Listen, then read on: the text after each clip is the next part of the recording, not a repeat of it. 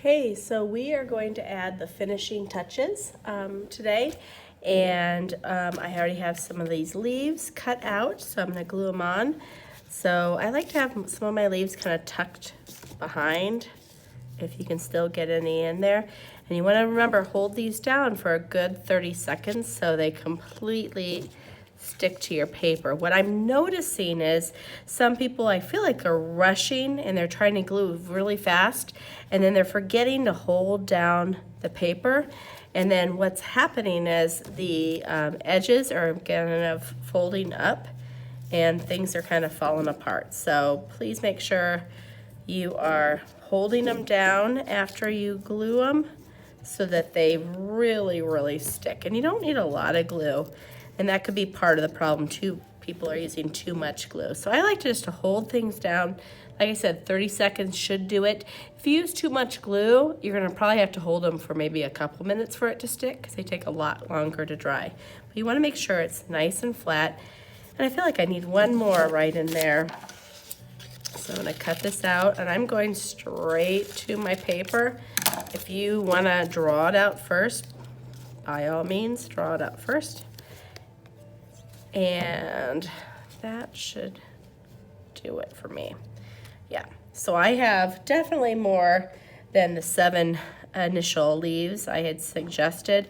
7's fine, but I have 2, 4, 6, 8, 10, 12, 14, 16, 18. So I have obviously lots of leaves, but it's a forest, so it should be really full. So this part is done right now. We just need to add the eggs. I have about 4 eggs I'm gonna add to mine. If you wanna fit 5 in there, that should work too. But you're gonna get your speckled paper back, and you're gonna get this egg shape. So there's gonna be multiple egg shapes. And I'm gonna start off with the 4. I like to kind of pick the area. So I kind of pick where I think's the best speckled area. And then you're gonna find a black oil pastel, which I had one, there it is.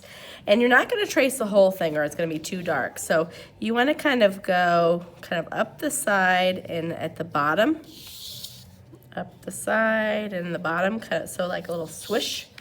And then you'll smudge from the outside in. And you can kind of blend it a little bit.